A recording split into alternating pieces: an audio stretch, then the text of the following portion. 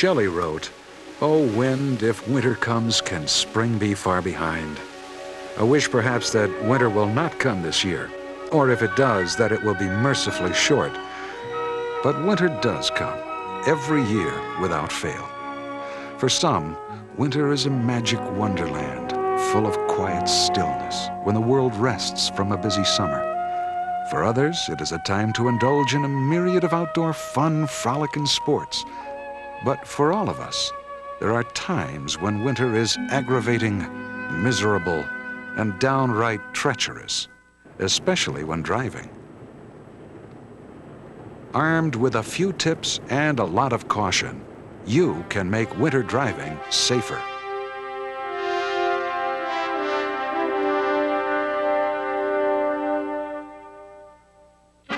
A time will come to every driver when that good old feel of the road will suddenly vanish, and that car will somehow refuse to obey almost every command you try to give it.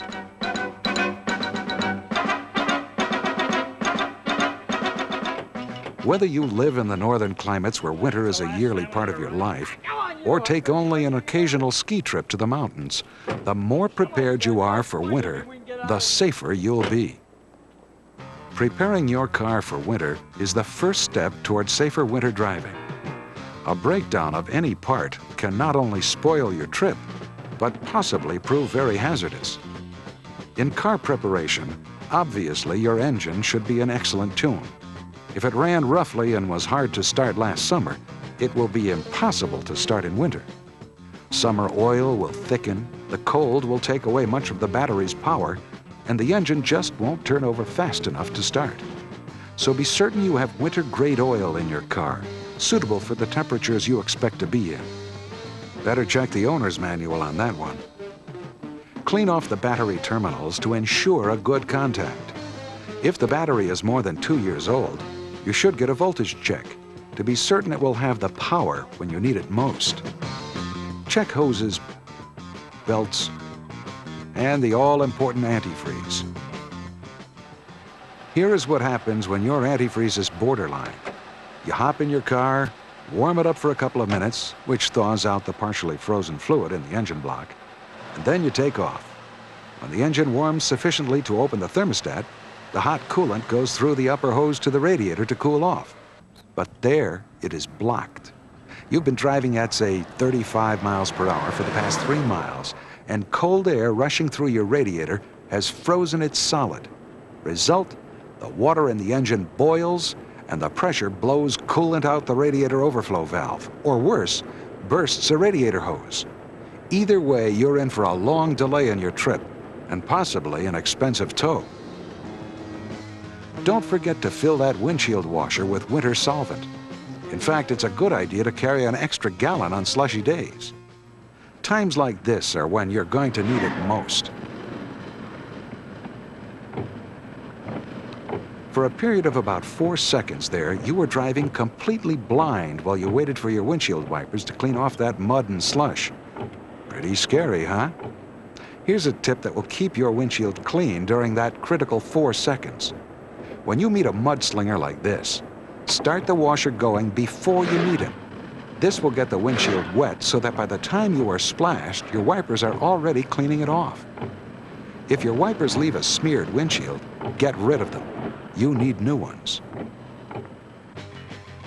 No winter preparedness would be complete without the extra equipment that should be carried in your car. Put warm clothing, footwear, gloves, and a blanket on the top of that list. Hopefully, you will never need them to save your life. But you have to repair or abandon your car only once on a cold, wintry day to realize not only how miserable it is, but how serious it can really be. An assortment of tools should be included. Also a flashlight, flares, a small shovel, and a quantity of sand, or, of all things, kitty litter. It's conveniently packed, lightweight, and works well for emergency traction. And don't forget a set of jumper cables.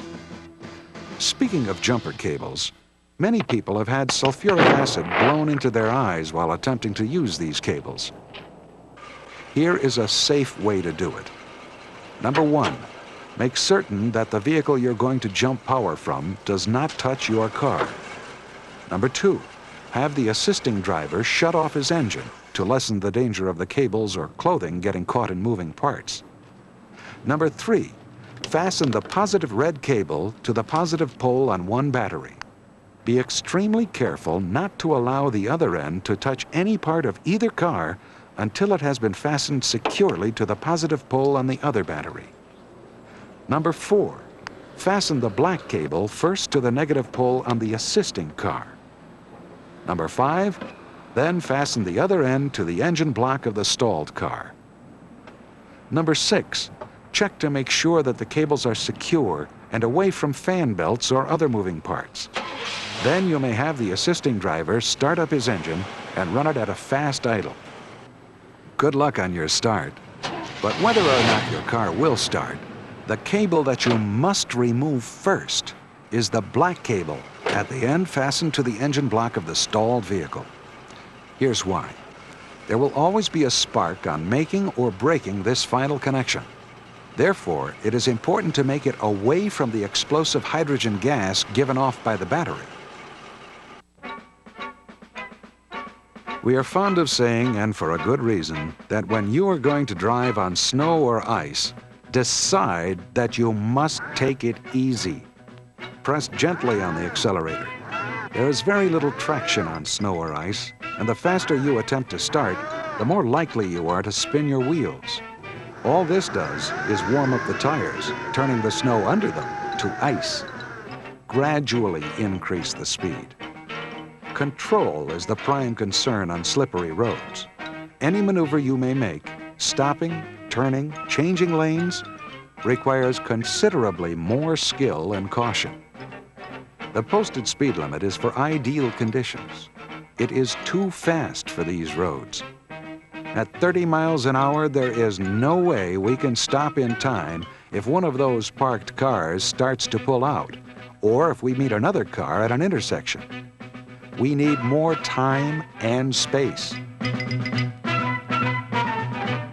Depending upon temperature and road conditions, it can take up to 12 times longer for a car to stop with snow or ice on the road than on dry pavement.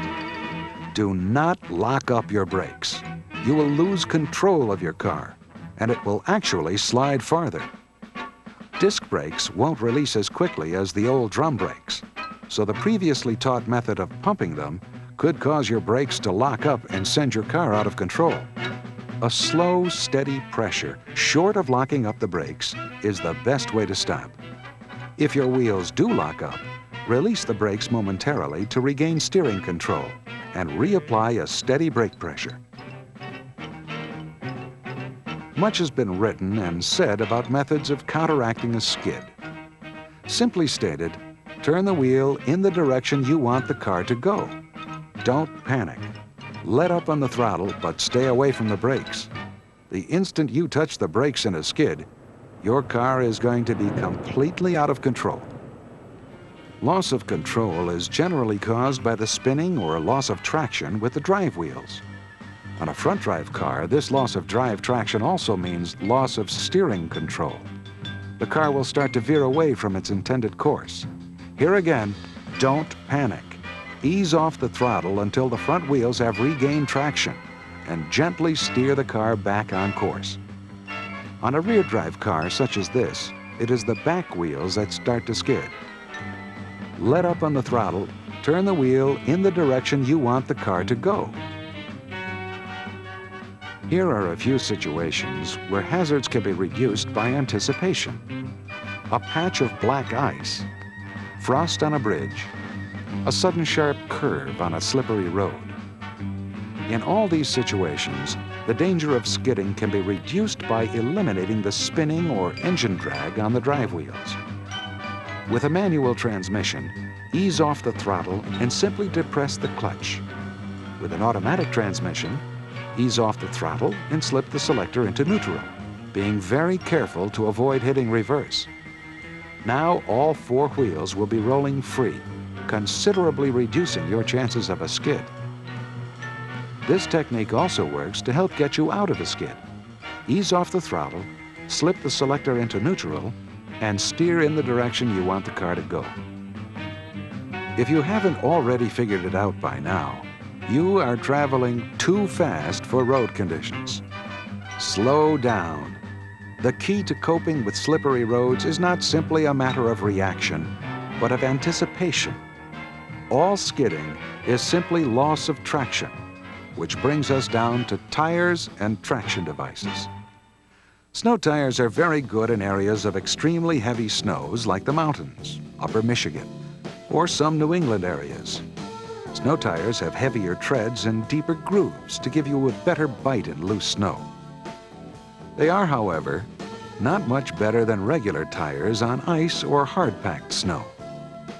If you do use snow tires, be sure to use only radial snow tires with your radial tires and bias-ply snows with regular tires.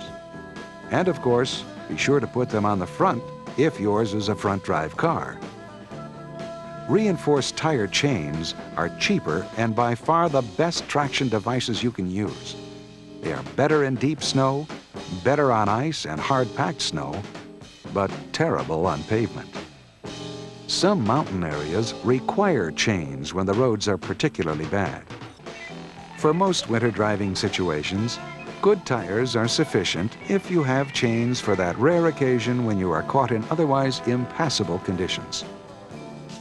This year, when winter comes, you can take the anxiety and the stress out of winter driving by properly preparing your car for winter, by carrying the extra clothing and equipment that will help you out of a jam, by replacing old wiper blades and keeping that washer bottle filled, by knowing the proper way to jump a stalled car, by reducing speeds and allowing a greater distance between vehicles, by learning to prevent and control skids.